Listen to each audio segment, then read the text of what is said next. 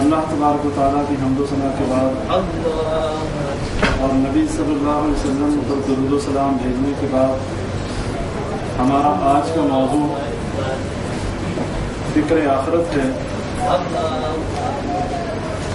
اور یہ ایک ایسا موضوع ہے کہ جس کے بارے میں کسی شخص وہ خواہ کسی رنگ اور نسل سے تعلق رکھتا ہو، خواہ کسی مذہب سے تعلق رکھتا ہو، یہ ایک ایسی حقیقت ہے جس سے کوئی انکار نہیں کر سکتا۔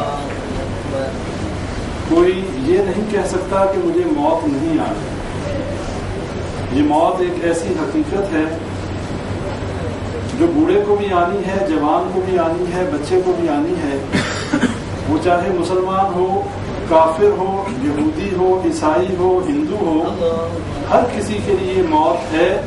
کل نفس ذائقۃ الموت، ہر نفس نے موت کا مزہ چکھنا ہے، چاہے وہ اللہ پر ایمان لانے والے ہوں یا چاہے اللہ پر ایمان نہ لانے والے ہوں، اللہ کے ساتھ شرک کرنے والے ہوں یا اللہ کے ساتھ شرک نہ کرنے والے ہوں، موت ہر کسی کے لیے ہے۔ اور یہ ایک ایسی حقیقت ہے خصوصاً مسلمانوں کے لیے، یہ جو عقیدہ آخرت ہے، جہاں پر ہمارے ایمان کی تکمیل کے لیے کچھ ایسی باتیں اور ایسے عقائد ہیں کہ جن کے اوپر ایمان لائے بغیر ہمارے ایمان کی تکمیل نہیں ہوتی، اس میں یہ ایک آخرت کا ایمان بھی ہے۔ اگر کوئی شخص آخرت پر ایمان نہ رکھے، کوئی شخص آخرت کا انکار کر دے کہ یہ دنیا ہی دنیا ہے، مجھے دوبارہ نہیں اٹھایا جائے گا اور اللہ کے سامنے پیش نہیں کیا جائے گا، تو وہ شخص جو ہے انتہائی باغی اور سرکش انسان بن کر ابھرے گا۔ اس لیے کہ جب تک انسان کو یہ ڈر ہوتا ہے کہ اس سے کسی نے کوئی جواب طلبی کرنی ہے، اس سے کوئی جواب لینا ہے، تو وہ شخص جو ہے انسانوں کی طرح زندگی گزارتا ہے، انسان ہوتے ہوئے حیوانوں کی طرح زندگی نہیں گزارتا۔ اور یہی وہ آخرت کا عقیدہ ہے جس کے بارے میں نبی اکرم صلی اللہ علیہ وسلم نے اپنی امت کو بہت زیادہ تلقین اور بہت زیادہ نصیحت کی کہ اپنی موت کو نہ بھولنا، اپنی موت کو یاد رکھنا، اور کہا کہ قبروں کی زیارت کیا کرو، قبرستان جایا کرو، اس لیے کہ یہ آخرت اور آخرت میں موت کو یہ یاد کرانے والی چیز ہے۔ جب قبرستان میں جاؤ گے، جب اجڑی ہوئی قبریں دیکھو گے، جب ایسے ویران حالات دیکھو گے، تو تمہیں اپنی موت یاد آئے گی کہ مجھے بھی یہاں آنا ہے۔ لیکن آج معاملہ برعکس ہے، آج کوئی قبرستان جاتا ہے، اسے موت نہیں، اسے زندگی اور یاد آتی ہے۔ آج ہمارے قبرستان اتنے خوشنما بنا دیے گئے، ایسے کمکمے اور ایسی لائٹیں اور ایسے معاملات وہاں کر دیے گئے کہ وہاں جا کر موت کم یاد آتی ہے اور زندگی کا حسن زیادہ یاد آتا ہے، زندگی کی طرف رغبت زیادہ انسان کی بنتی ہے۔ لیکن یہ تمام چیزیں حرام ہیں، اسلام میں اس کی اجازت نہیں، اور نبی اکرم صلی اللہ علیہ وسلم نے جو مسلمانوں کو یہ نصیحت کی اور جو حکم دیا کہ قبروں کی زیارت کیا کرو تاکہ تمہیں اپنی موت یاد آئے۔ اور اگر ہمیں اپنی موت یاد نہیں آتی، اگر ہمیں یہ خوش فہمی اور یہ غلط فہمی ہو چکی ہے کہ ہم اس دنیا کی زندگی میں عیش و آرام کے لیے بھیجے گئے، مال و دولت کو اکٹھا کرنے کے لیے بھیجے گئے، ہم سے کسی نے کوئی سوال نہیں کرنا، ہم سے کسی نے یہ نہیں پوچھنا کہ جو نعمتیں دی گئی تھیں ان کو کیسے خرچ کیا، ان کا استعمال کیسے کیا، میرے راستے کے میرے حکموں کے مطابق زندگی گزاری یا میری معصیت اور بغاوت میں ساری زندگی گزاری۔ اور بھائیوں، یہ بات تاریخ میں آپ دیکھ لیں، جب اہل عرب جب تک نبی اکرم صلی اللہ علیہ وسلم نے اپنی دعوت کا آغاز نہیں کیا تھا، جب تک نبی اکرم صلی اللہ علیہ وسلم نے قول لا الہ الا اللہ کی دعوت نہیں دی تھی، وہی اہل عرب جو تھے اپنی بیٹیوں کو زندہ دفن کرنے والے تھے، وہی اہل عرب جو ہیں کہیں پہ پانی پینے پلانے پہ جھگڑا ہو جاتا، کہیں پہ گھوڑا آگے بڑھانے پہ جھگڑا ہو جاتا، کہیں پہ دشمنیاں نسل در نسل چلتی، اور ایک سے زیادہ عورتوں کے ساتھ ناجائز تعلقات کا رکھنا بڑی معمولی بات سمجھی جاتی، عورتوں کو زندہ دفن کرنا بڑا ہی معمولی فعل سمجھا جاتا اور کوئی ایسی برائی نہیں تھی شرک سمیت جو اس قوم میں نہیں تھی. لیکن جب نبی اکرم صلی اللہ علیہ وسلم نے اپنی دعوت کا آغاز کیا، لوگوں کو ایک رب کی طرف بلایا، قولوا لا الہ الا اللہ کی دعوت دی، انہیں یہ خوشخبری سنائی، تفلحوا تملک الارض والعجم، کہ تم فلاح پا جاؤ گے، عرب و عجم کے مالک بنا دیے جاؤ گے، تو جنہوں نے اس دعوت پر لبیک کہا، جنہوں نے آمنا و صدقنا کہا، وہی لوگ دنیا کے بہترین لوگ بن گئے. وہی لوگ انسانیت میں بہترین اخلاق اور بہترین افعال والے لوگ بن گئے. وہی لوگ اللہ نے جن کے بارے میں قرآن میں رضی اللہ عنہ و رضوا عنہ کے سرٹیفکیٹ جاری کر دیے، اور وہی لوگ جو لڑنے والے، لڑائی جھگڑا کرنے والے، ہر قسم کے گناہ میں ملوث تھے، وہی اللہ کے برگزیدہ بندے بن گئے. اور نبی صلی اللہ علیہ وسلم نے ان کی زندگیوں میں ان کو جنتوں کی بشارتیں دے دی. وہ کون سا عقیدہ تھا جس کے تحت یہ ہوا؟ وہ یہی عقیدہ تھا کہ نبی اکرم صلی اللہ علیہ وسلم نے فرمایا کہ اللہ کے حکموں کے مطابق زندگی گزارو گے، اللہ کے ساتھ شرک نہیں کرو گے، اپنی بیٹیوں کو زندہ دفن نہیں کرو گے، انسانوں کی طرح اور اس دنیا میں آنے کے مقصد کو فراموش نہیں کرو گے، تو دنیا بھی تمہاری اچھی گزر جائے گی اور آخرت میں بھی جنت ملے گی. وما خلقت الجن والانس الا ليعبدون. سورہ زاریات کی اس آیت کا سبق اگر ہم یاد کر لیں، یہی سبق جو صحابہ کرام نے یاد کیا، یہی سبق کہ اللہ نے جنوں اور انسانوں کو اپنی عبادت کے لیے پیدا کیا. اور جب یہ سبق انہوں نے یاد کر دیا، اور نبی صلی اللہ علیہ وسلم نے فرمایا جب مر جاؤ گے، اس دنیا سے چلے جاؤ گے، اللہ کی جنتوں کے وارث بن جاؤ گے. اس کا مطلب یہ ہے کہ نبی صلی اللہ علیہ وسلم نے انہیں ایک ایسے دن سے ڈرایا کہ جس دن نہ کسی کی سفارش کام آئے گی، نہ کسی کا رعب اور دبدبہ چلے گا، نہ کسی کی دنیا کی بادشاہت کام آئے گی.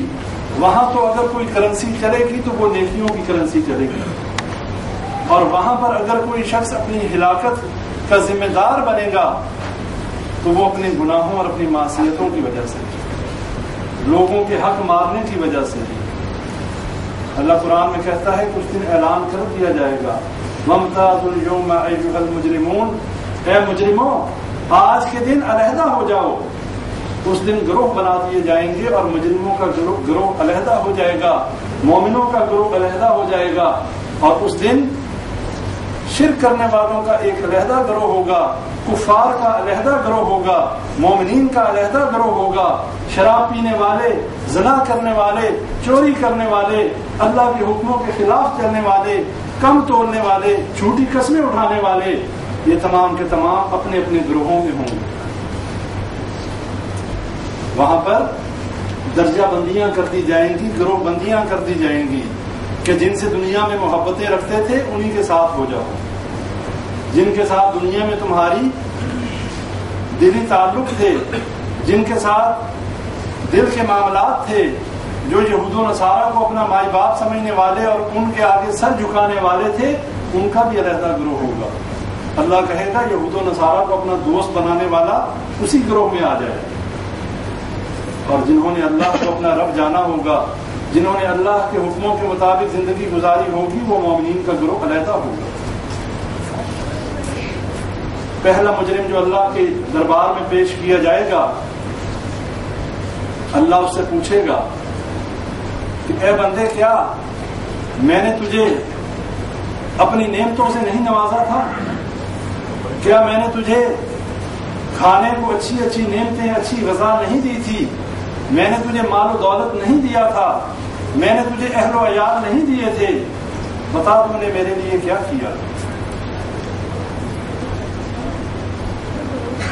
وہ کہے گا اے اللہ، مجھے تو قیامت کے دن میں یقین ہی نہیں تھا.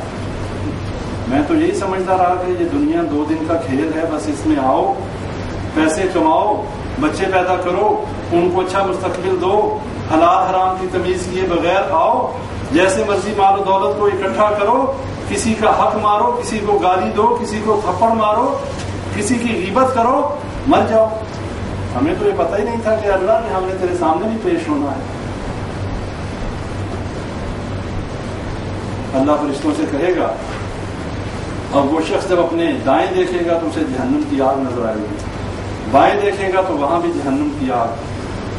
اللہ سے کہے گا، اللہ میں بڑا ظالم تھا، مجھے ایک موقع دے دے، مجھے دنیا میں بھیج دے، میں تیرا فرمانبردار بن کے رہوں گا۔ اللہ کہے گا، کل آج نہیں، اس میں سپلیمنٹری نہیں، فیل ہو گئے تو فیل ہو گئے، اور پاس ہو گئے تو پاس ہو گئے، اس میں دوسرا چانس نہیں ہے۔ اور فرشتوں کو حکم ہوگا کہ اس کو جہنم میں پھینک۔ دوسرا مجرم آئے گا، اللہ اس سے پوچھے گا کہ کیا دنیا میں جائیدادیں نہیں دی تھیں، دنیا میں حکمرانیاں نہیں دی تھیں، دنیا میں لوگ جھک جھک کے سلام کرنے والے، جن کو دیکھ کے بہت فخر کیا کرتے تھے کہ میری بڑی عزت ہے، لوگ مجھ سے ڈرتے ہیں، لوگ مجھے جھک کے سلام کرتے ہیں، یہ سارے معاملات تھے، تو نے کیا کیا؟ اللہ میں نمازیں پڑھتا رہا، میں روزے رکھتا رہا، میں یہ تمام نیکی کے جو ہے کام کرتا رہا۔ اللہ کہے گا، تو جھوٹ بولتا ہے، تو یہ کام تو اس لیے کرتا رہا کہ لوگ یہ سمجھتے رہے کہ یہ ہم جیسا ہے، نیک آدمی ہے۔ اصل مقصد، اصل میں تو تو منافق تھا، تیرے اندر نفاق تھا، تیری محبتیں، تیری دوستیاں تو یہود و نصارہ کے ساتھ تھیں، تو کفار کے ساتھ اٹھتا بیٹھتا اور انہی کے لیے ہمدردیاں رکھتا تھا۔ مسلمانوں میں تو اس لیے تو اٹھتا بیٹھتا تھا وہ لوگ یہ سمجھیں کہ یہ ہم ہی جیسا ہے۔ وہ کہے گا، اللہ، وہ انکار کر دے گا، کہے گا، نہیں اللہ، میں تو اس بات کو نہیں مانتا، میں تو بڑا اچھا مسلمان تھا۔ اللہ فرشتوں کو منکر نکیر جو ہیں اور کرامن کاتبین جو ہیں، اللہ کہے گا اس کو گواہی پیش کرو، اس کا اعمال نامہ دکھاؤ۔ انکار کر دے گا، کہے گا، نہیں اللہ، یہ سب غلط ہے۔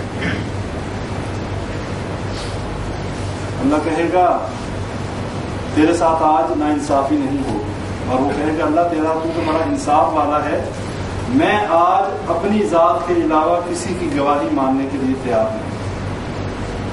اللہ اس کے زبان کو حکم دے گا، اس پر مہر لگ جائے گی، اور اس کے اعضاء جو ہیں وہ بولنا شروع ہو جائیں گے، اس کے اعضاء جو ہیں وہ گواہی دیں گے کہ یہ بہت بڑا کذاب اور جھوٹا تھا۔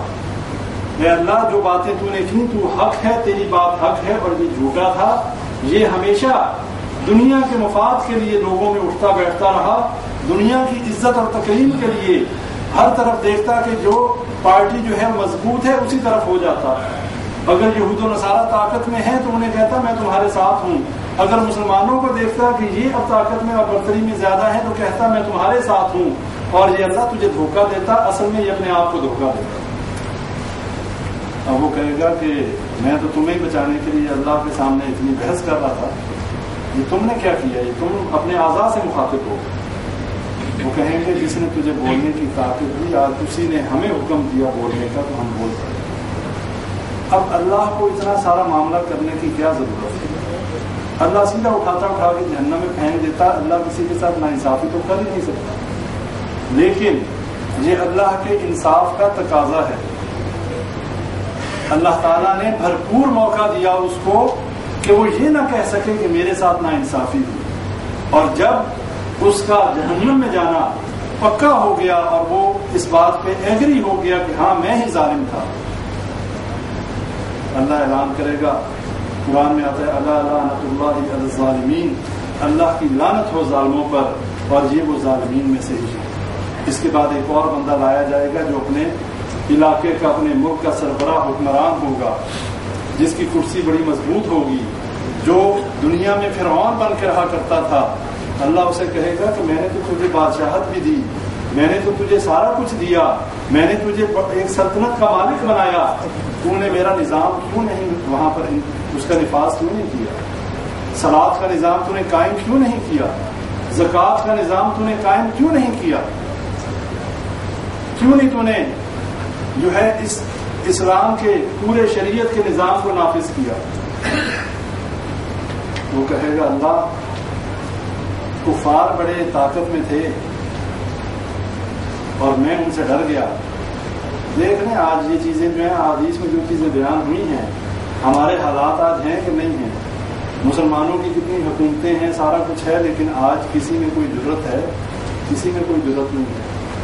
ہر کوئی جو ہے کفار سے دبا ہوا, ڈرا ہوا, اپنی جان بچانے کے چکر میں ہر کوئی جو ہے ان کی ہر غلط بات کے اوپر آمین کرتا جا رہا ہے.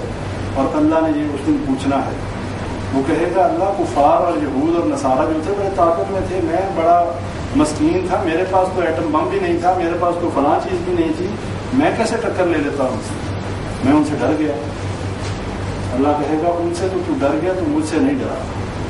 تو نے یہ گمان نہیں کیا کہ میرا ایک رب ہے کہ جس کے سامنے مجھے جواب دہ ہونا ہے, جس کے سامنے میں نے جا کر اپنے سارے کیے کرائے کی جو ہے وہ جواب طلبی مجھ سے ہونی ہے اور میں نے جواب دینا ہے.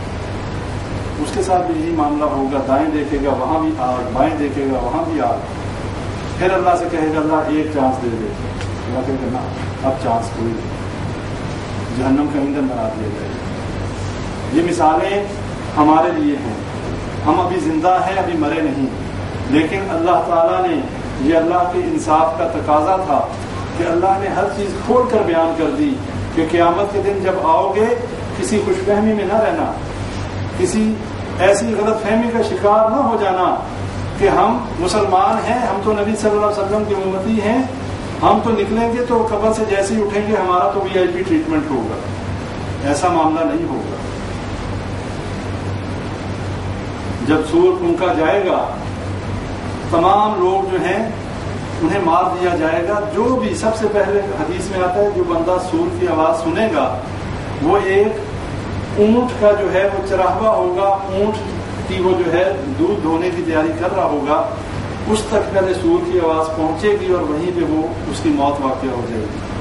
اور جیسے جیسے یہ سور کی آواز پھیلتی جائے گی پورے کائنات کے نظام کو ہلا کے رکھ دے گا, اور جو شخص یہ سور کی آواز سنتا جائے گا گرتا جائے گا. اور اس کے بعد یہ زمین, آسمان, یہ چاند, ستارے, سورج, ہر چیز لپیٹ دی جائے گی.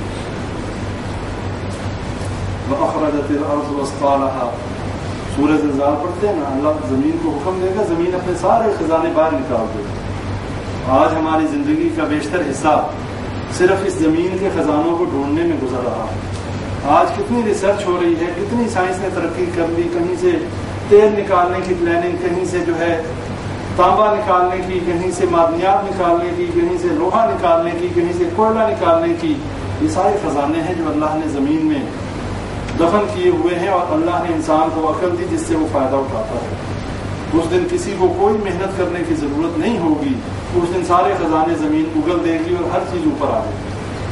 لیکن اس دن اس خزانے کی کس کو پرواہ ہوگی؟ اس دن تو خزانے اور پیسہ اور یہ ساری کرنسی, یہ مال و دولت, یہ تو بے فائدہ ہو جائے گا.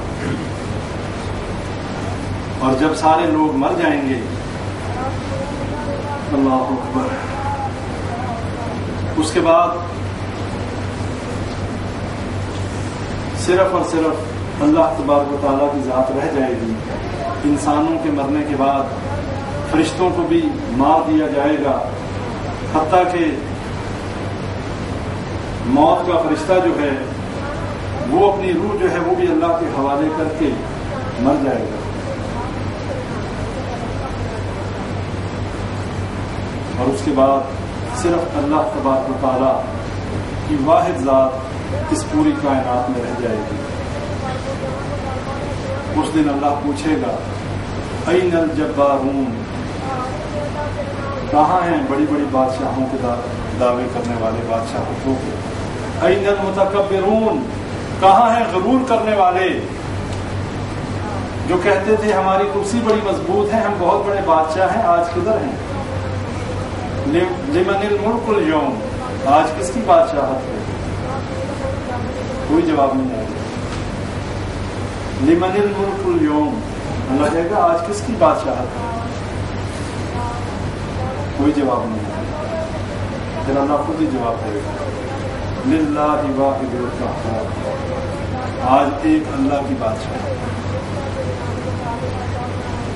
یہ ہے ہمارا سارا معاملہ, یہ ہے وہ دنیا جس کے لیے ہم کہاں سے اپنا سفر شروع کرتے ہیں, کہاں پر ختم کرتے ہیں, ساری زندگی ہماری اسی سوچ میں اور اسی فکر میں گزر جاتی ہے، ہمارا کیا بنے گا، ہماری اولاد کا کیا بنے گا، ہمارے اہل و عیال کا کیا بنے گا، ہمارے بہنوں اور بھائیوں کا کیا بنے گا.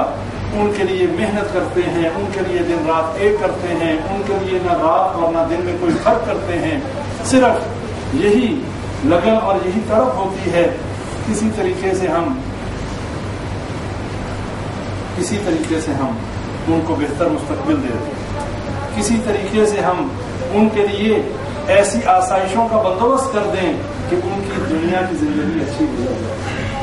اچھی سوچ ہے، یہ بری سوچ نہیں.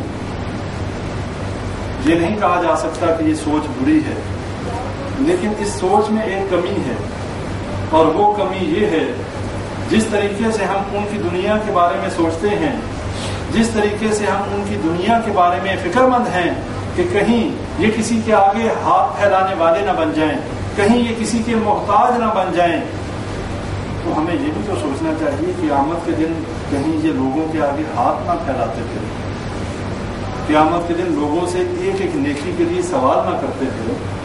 جس وقت ایک نیکی جو ہے وہ ڈھونڈنے نکلے گا اور کوئی نیکی دینے کو تیار نہیں کرتا، اور جس دن ایک بندہ وہ دن کیسا ہوگا، فَكَيْفَ تَتَّقُونَ، کیسے بچو گے اس دن.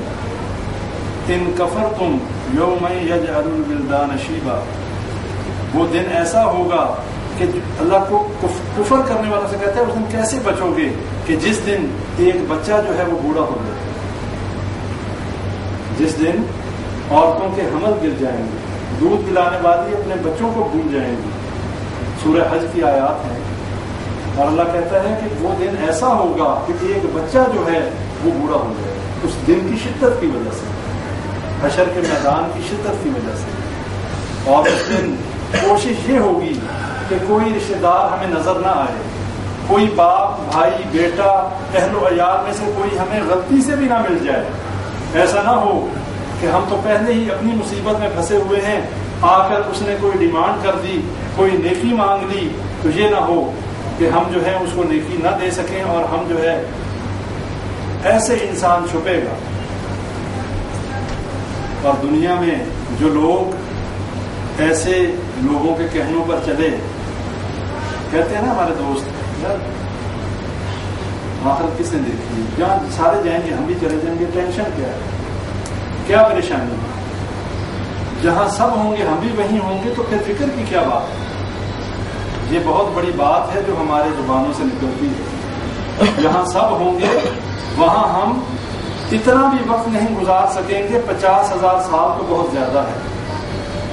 دنیا میں ہم اس سورج کے سامنے جو کہ انتہائی دور ہے، اس گرمی میں ابھی جو موسم آنے والا ہے، باہر دھوپ میں ننگے پاؤں فرش پر کھڑے نہیں ہو سکتے. سورج کتنا دور ہے، بہت دور ہے. اس گرمی میں ہم باہر کھڑے نہیں ہو سکتے بغیر کپڑوں کے، بغیر جوتے کے. قیامت کے دن بغیر کپڑوں کے، بغیر ختنے کے، بغیر جوتوں کے، بغیر ہر چیز کے 1 میل کے فاصلے پر سورج ہوگا اور ہم اس کے سامنے ہوں گے. وہاں پر بھوک بھی ہوگی اور پیاس بھی ہوگی، وہاں پر گھبراہٹ بھی ہوگی، اور جو شخص جیسے سب سے پہلے نبی اکرم صلی اللہ علیہ وسلم کی قبریں مبارک کھلیں گی اور وہ باہر نکلیں گے، انہیں اٹھایا جائے گا، اور اس کے بعد باقی تمام لوگ. اور سب سے پہلے جو لباس عطا کیا جائے گا، حضرت ابراہیم علیہ السلام کو لباس پہنایا جائے گا، اس کے بعد نبی اکرم صلی اللہ علیہ وسلم کو لباس پہنایا جائے گا. اس کے بعد جو لوگ جنہوں نے اللہ کے حکموں کے مطابق اپنی زندگیاں گزاری، جنہوں نے اس دنیا کو عارضی آرام گاہ سمجھا، جنہوں نے مسافر خانہ سمجھا، جنہوں نے ویٹنگ روم سمجھا اور اپنی زندگی کو اللہ کے حکموں کے مطابق گزارا، انہیں لباس عطا کیے جائیں گے. اور تمام لوگ قبروں سے اٹھنے والے حشر کے میدان کی طرف چل پڑیں گے. احادیث میں آتا ہے کہ یہ جگہ جو ہے، یہ شام کا علاقہ جو ہے، یہ حشر کا میدان یہاں پر لگے گا. اور اس کے ساتھ ساتھ یہ بھی آتا ہے کہ یہ جتنی نظام، جتنی دنیا ہے، اللہ تعالیٰ اس سب کو لپیٹ لے گا. سورج اور چاند بے نور کر دیے جائیں گے، اس کے بعد جب اللہ کا حکم ہوگا یہ پوری زمین ایک سفید چٹیل میدان کی شکل میں دوبارہ بنا دی جائے گی، اور یہاں پر کوئی سایہ، درخت، مکان کچھ نہیں ہوگا. اور اس کے بعد جتنے لوگ جو ہوا میں راکھ ہو گئے، جو سمندروں میں ڈوب گئے، جو قبروں میں دفن ہو گئے، جو جلا دیے گئے، ہر جگہ سے انسان نکلنا شروع ہو جائیں گے. اللہ تعالیٰ حکم دے گا، آسمان سے بارش برسے گی اور تمام لوگوں کی ہڈیاں جو ہیں ان پر گوشت آ جائے گا. اور اس کے بعد جب دوبارہ سور پھونکا جائے گا، لوگ جو ہیں وہ اٹھ کر جو ہے حشر کے میدان کی طرف چل پڑیں گے. جو اللہ کے نیک بندے ہوں گے ان کو سواریاں بھی میسر ہوں گی، ان کے لیے گھبراہٹ بھی کم ہوگی، ان کو لباس بھی میسر آ جائیں گے. لیکن جو اللہ کے باغی ہوں گے بغیر لباس کے، انتہائی گھبراہٹ میں، اور ایسی سختی ہوگی کہ جس میں موت بھی نہیں ہوگی. اور پچھلے دروس میں یہ بات بڑی تفصیل سے بتائی کہ صرف حشر کے میدان سے بچنے کے لیے لوگ نبیوں کے پاس جائیں گے، حضرت آدم علیہ السلام کے پاس، باقی نبیوں کے پاس، کہ اللہ سے سفارش کریں کہ چلیں جنت میں جانا ہے یا جہنم میں، فیصلہ کر دیں، یہ حشر کی سختیوں سے تو جان چھوٹ جائے. یہ بہت ہی سخت دن ہے بھائیوں. اس دن جو ہے ہم بچ سکتے ہیں صرف ایک ہی صورت میں، اور وہ صورت یہ ہے کہ جس زندگی میں ہم اپنا وقت گزار رہے ہیں یہ ہمارا دارالامتحان ہے، یہ ہماری امتحان گاہ ہے. اس کو امتحان گاہ سمجھتے ہوئے اپنی زندگی کو اس طریقے سے گزاریں کہ جیسے ایک مسلمان مواحد کی زندگی ہوتی ہے. جب نبی اکرم صلی اللہ علیہ وسلم نے واضح فرما دیا کہ اگر تم اللہ کی رحمتوں کو اکٹھا کرنا چاہتے ہو، اللہ کی محبت کو حاصل کرنا چاہتے ہو، تو ایک ہی طریقہ بتایا، قل ان کنتم تحبون اللہ فاتبعونی یحببکم اللہ. اگر تم، اے نبی صلی اللہ علیہ وسلم کہہ دیجئے، اگر تم اللہ سے محبت کرنا چاہتے ہو میری اطاعت کرو، میری اتباع کرو، یحببکم اللہ، اللہ تم سے محبت کرنے لگے گا. اور جب اللہ محبت کرنے لگے گا یغفر لکم ذنوبکم، اللہ تمہارے گناہوں کو بخش دے گا. واللہ غفور رحیم، اللہ معاف کرنے والا اور رحم کرنے والا. یہ ساری باتیں بتانے کا مقصد صرف ڈرانا نہیں ہے، مقصد یہ ہے ہمارے پاس دو ہی چیزیں ہیں، ایک خوف ہے، دوسری امید ہے. حضرت عمر رضی اللہ تعالیٰ عنہ فرماتے ہیں کہ اگر اللہ تعالیٰ یہ اعلان کر دے کہ سارے کے سارے بندے جہنم میں جانے والے ہیں سوائے ایک شخص کے، فرمانے لگے مجھے امید ہے کہ وہ ایک بندہ میں ہوں. یہ ہے امید کا حال. اور فرمایا اگر اللہ اعلان کر دے کہ سارے کے سارے جنت میں جانے والے ہیں سوائے ایک شخص کے، حضرت عمر رضی اللہ عنہ کہنے لگے مجھے ڈر ہے کہ کہیں وہ میں ہوں. یہ ہمارا حال ہونا چاہیے کہ اللہ کا ڈر ہمارے سامنے ہر حال میں ہو. اس کے بعد ہماری زندگی اللہ کے حکموں کے مطابق گزرے.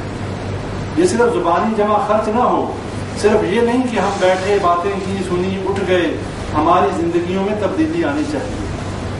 ہمارے اٹھنے بیٹھنے میں، ہمارے تعلقات میں، ہماری دوستی میں، تمام معاملات میں ہمارے فرق آنا چاہیے. واضح ایک ڈفرنس نظر آنا چاہیے، ایک اللہ سے ڈرنے والے کا اور ایک اللہ سے نہ ڈرنے والے کا.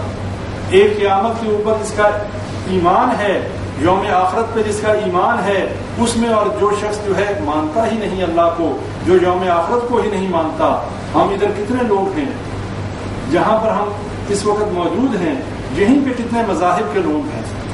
اگر ایک ہندو میں، ایک سکھ میں، ایک مسلمان میں اگر واضح کوئی فرق نظر نہیں آتا تو پھر کیسا سکھ، کیسا مسلمان اور کیسا ہندو؟ مسلمان تو وہ ہے کہ جس کی زندگی کا ہر لمحہ جو ہے اللہ کے حکموں کے مطابق گزرتا ہے، جو لوگوں کو گالی نہیں دیتا، جو دوسروں کا حق نہیں مارتا، جو کسی کو برے الفاظ سے نہیں پکارتا، جو کسی کی غیبت نہیں کرتا.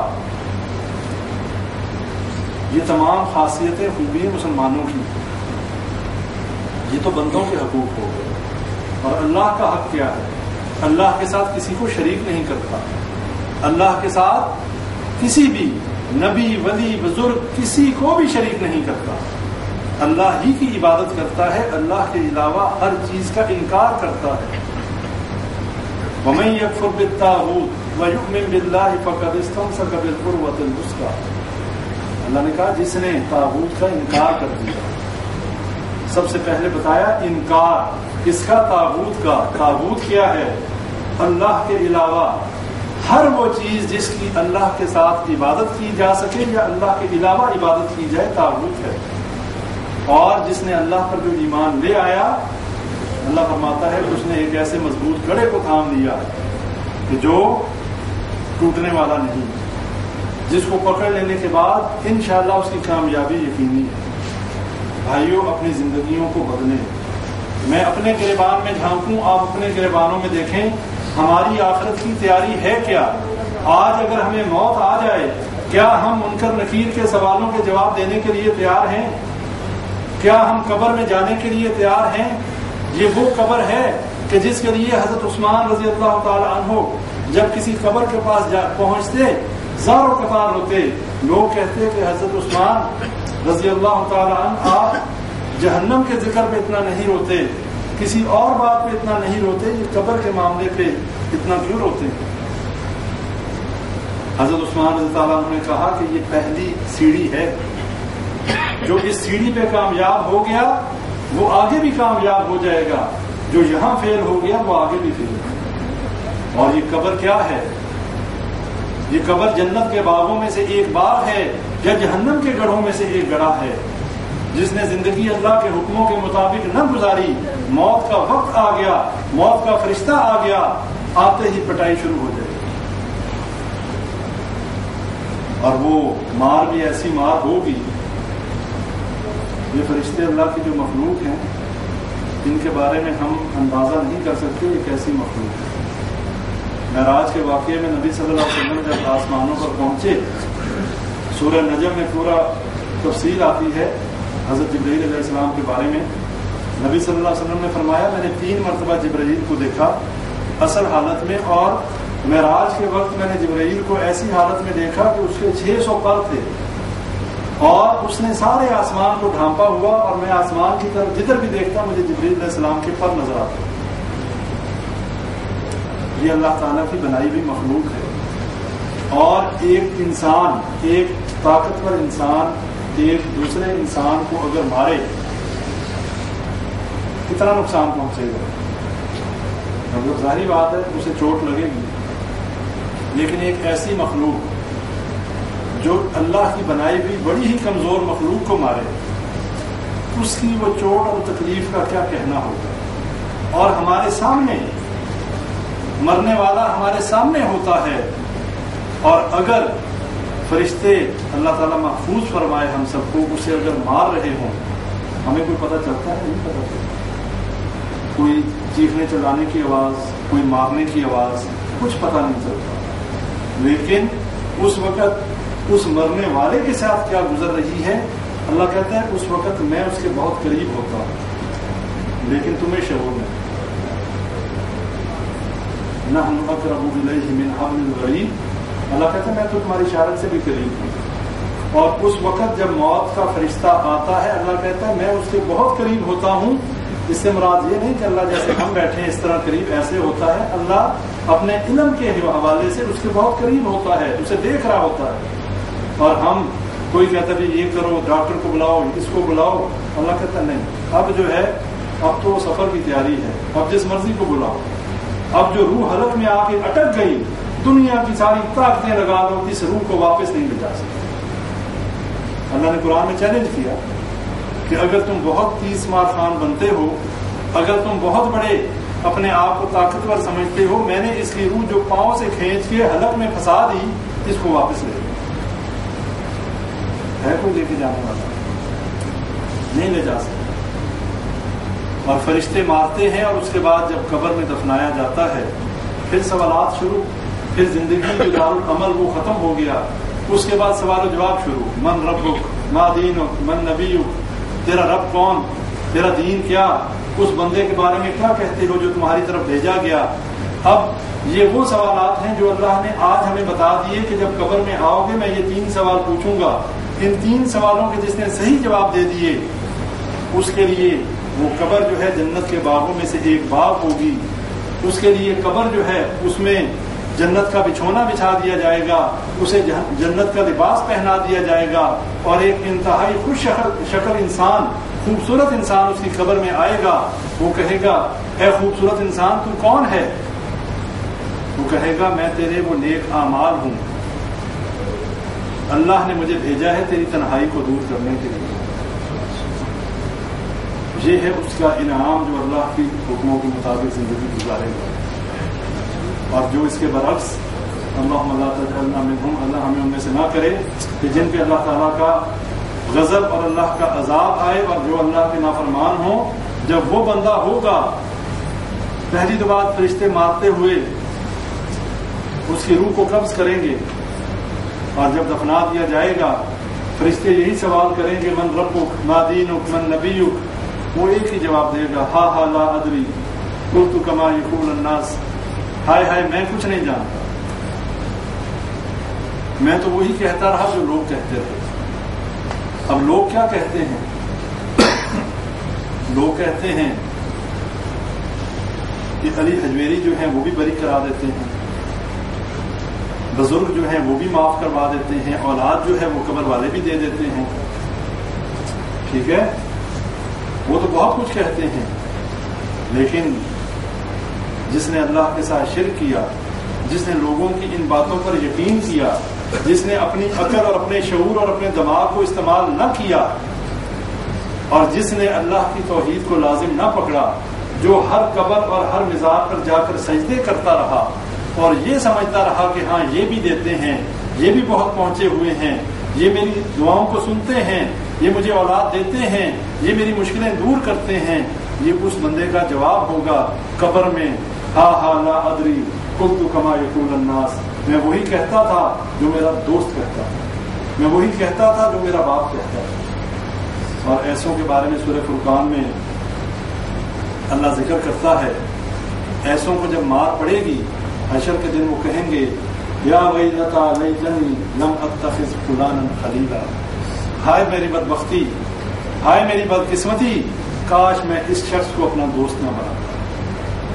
کس شخص کو؟ اس شخص کو جس نے اسے گمراہ کر دیا, جس شخص نے اسے توحید پہ تھا شرک پہ لے آیا, بدعات میں ملوث کر دیا, اللہ کا باغی بنا دیا. اور آج ایک بات آپ لوگ اس سے اتفاق کریں گے, ہماری گمراہی, ہماری بدعملی کی ایک بڑی وجہ یہ ہے کہ ہم اپنے دوستوں کے دین پہ ہوتے ہیں. ایک بندہ شریف آدمی ہے, سگریٹ نہیں پیتا, دوست جو ہے وہ ہر وقت سگریٹ پینے والا ہے, کہے گا ساڑھے واسطے سگریٹ نہیں پی سکتے, پھر چھوٹا لا وہ بندہ سگریٹ پینا شروع کر. اگر کوئی فلم دیکھنے والا ہے کہے گا ایک دفعہ یار میرے ساتھ چلو, گناہ کیا ہے یار, ساری دنیا کرتی ہے, کیا فرق پڑتا ہے. یہ جو ہے انسان ہمیشہ اپنے دوست کے دین پہ ہوتا ہے. اگر اچھی محفلوں میں بیٹھنے والے ہیں, اگر اللہ سے ڈرنے والوں کے ساتھ تعلق ہے تو کوئی برائی کا کام نہیں کریں گے. اور اگر کوئی کہے گا آپ کہیں گے اللہ نے حرام کیا ہے, یہ ناجائز ہے, یہ اللہ کی معصیت کا کام ہے, یہ نہیں کرنا. ورنہ زیادہ تر یہی ہوتا ہے کہ دوست جو ہے مروا دیتے ہیں. اور اللہ نے سورہ فرقان میں سورہ آیت نمبر 28 میں یہی کہا کہ وہ بندہ قیامت کے دن, حشر کے دن کہے گا ہائے میری بدبختی, میں نے کچھ فلاں کو نہ دوست بنایا ہوتا, میرا بیڑا غرق کر دیا اس نے.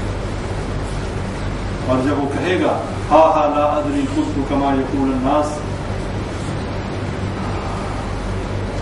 اس کی جو قبر ہے انتہائی تنگ کر دی جائے گی, اس کا لباس جہنم کا لباس پہنا دیا جائے گا, جہنم کی طرف سے ایک کھڑکی کھول دی جائے گی, اور انتہائی بری شکل والا, خوفناک شکل والا انسان اس کی قبر میں آ جائے گا. اور وہ دیکھ کے کہے گا وہ بدبخت تو کون ہے, میں تو پہلے ہی بڑی مصیبت میں, تو کہاں سے آ گیا. وہ کہے گا میں تیرے برے عمل ہوں, میں تیرے وہ اعمال ہوں جو دنیا میں بڑے مزے لے کے کیا کرتا تھا, دنیا میں دروازے بند کر کے, چھپ کے, یہ سمجھ کے کہ مجھے کوئی نہیں دیکھ رہا کیا کرتا تھا, لیکن اللہ تو دیکھنے والا تھا. اس وقت تو تجھے اللہ کا ڈر نہیں آیا, میں تیرے وہ اعمال ہوں. ایک اندھا اور بہرا فرشتہ گونگا اس کے سر پہ مسلط کر دیا جائے گا، جو اس کے سر کے اوپر ہتھوڑے مارے گا، اور ایک ہتھوڑا مارے گا اس کا سر اس طرح ریزہ ریزہ ہو جائے گا۔ حدیث میں آتا ہے اگر وہ ہتھوڑا دنیا میں کسی پہاڑ پہ مارا جائے وہ پہاڑ ریزہ ریزہ ہو، اور 99 سانپ اس کے اوپر مسلط کیے جائیں گے، اور وہ 99 سانپ اس کو ڈسیں گے، اور اس ایک سانپ کے ڈسنے کا یہ حال ہے، نبی صلی اللہ علیہ وسلم نے فرمایا وہ ایک سانپ دنیا میں اپنا سانس چھوڑ دے پوری دنیا میں سبزہ اگنا ختم ہو جائے، اتنا زہریلا سانپ اس آدمی کو ڈسے گا۔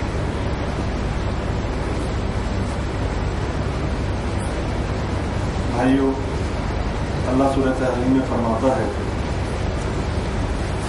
یا ایھا الذین آمنوا قوا انفسکم واہلیکم نارا وقودها الناس والحجارہ علیہا ملائکۃ غلاظ شداد لا یعصون اللہ ما امرہم ویفعلون ما یؤمرون، کہ اے ایمان والو بچاؤ اپنے آپ کو اور اپنے اہل و عیال کو جہنم کی آگ سے، اور وہ جہنم کی آگ کون سی ہے؟ وقودها الناس والحجارہ، کہ جس کا ایندھن انسان اور پتھر ہیں، علیہا ملائکۃ غلاظ ان کے اوپر فرشتے مسلط کیے گئے ہیں، علیہا ملائکۃ غلاظ شداد لا یعصون اللہ ما امرہم، اور وہ اتنے سخت ہیں، اتنے کرخت ہیں کہ وہ اللہ کی نافرمانی نہیں کرتے، وَيَفْعَلُونَ مَا يُؤْمَرُونَ، اور جو اللہ کا حکم انہیں دیا جاتا ہے وہ بجا لاتے ہیں۔ ابھی بھی وقت ہے، آج بھی ہم اگر اللہ سے یہ عہد کر لیں، اے اللہ جو ہماری زندگی تیرے حکموں کے خلاف بسر ہو گئی ہم اس پہ نادم اور شرمندہ ہیں، اے اللہ ہمارے گناہوں کو معاف کر دے، اے اللہ جتنی زندگی ہم ضائع کر چکے اے اللہ اس کا ہم سے محاسبہ نہ کر، اور آئندہ اپنی آنے والی زندگی کو بدلنے کا فیصلہ کر لیں۔ آئندہ اللہ سے یہ عہد کر لیں کہ جو گناہ ہو چکے اے اللہ ان کو دوبارہ نہیں کریں گے، جو معصیتیں جو گناہ ہم نے جان بوجھ کر یا انجانے میں کر دیے اے اللہ دوبارہ تیری حکم ادوبی نہیں کریں گے۔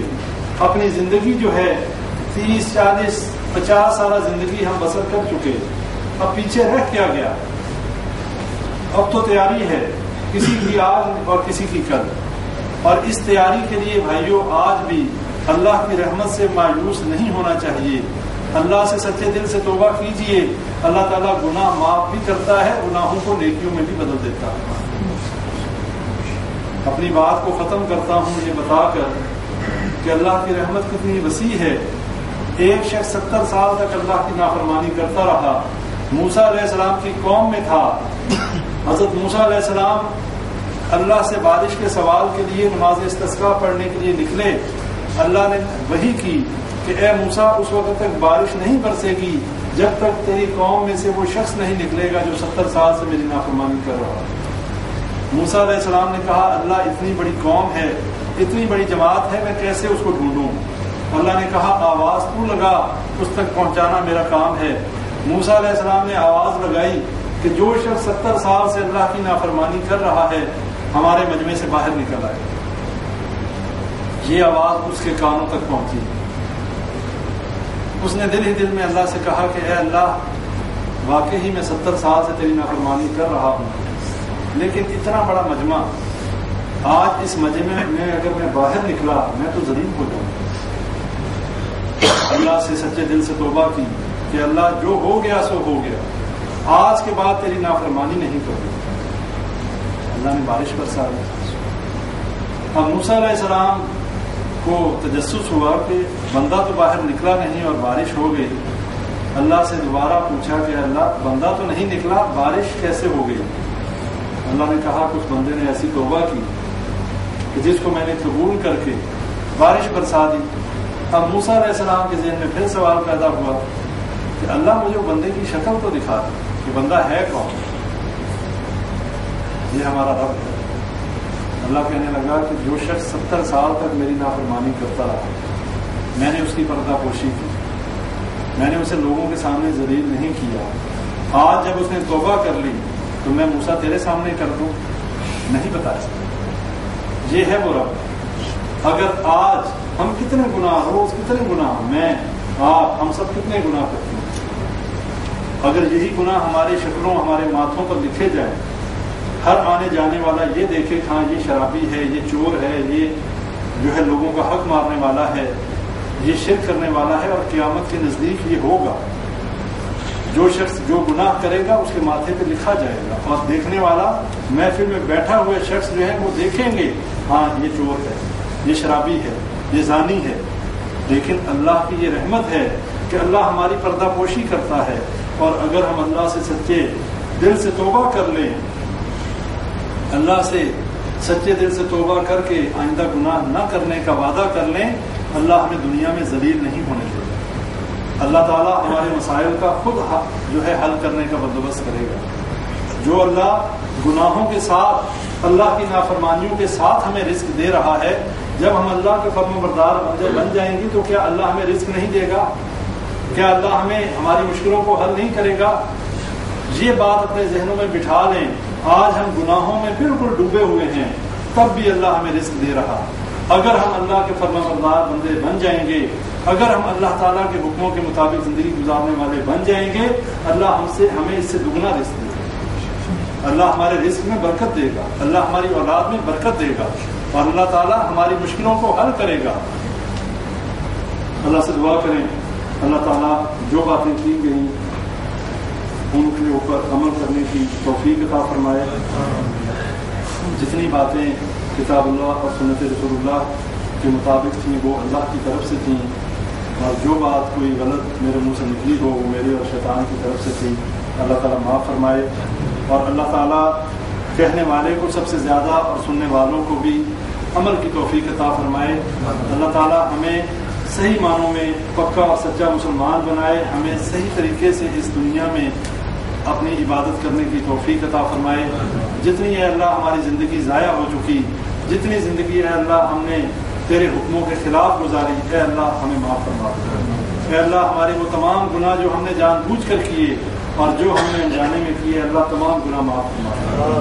اے اللہ ہماری اولادوں کو نیک بنا دے، اے اللہ ہماری روحانی اور جسمانی بیماریاں دور فرما دے، اے اللہ ہمارے لیے دنیا اور آخرت کے معاملے آسان فرما دے، اے اللہ ہمیں دنیا میں اپنی عبادت، جب تک تیری عبادت ہم کرتے رہیں اللہ ہمیں زندہ رکھ، اور جب اے اللہ ہماری زندگی اس دنیا میں ہمارے لیے بہتر نہ ہو تو ہمیں آخرت کی زندگی نصیب فرما، اے اللہ ہمیں مرتے وقت کلمہ نصیب فرما، اے اللہ ہمیں حوض کوثر پہ نبی صلی اللہ علیہ وسلم کے ہاتھوں پانی جو ہے کوثر کا وہ نصیب فرما۔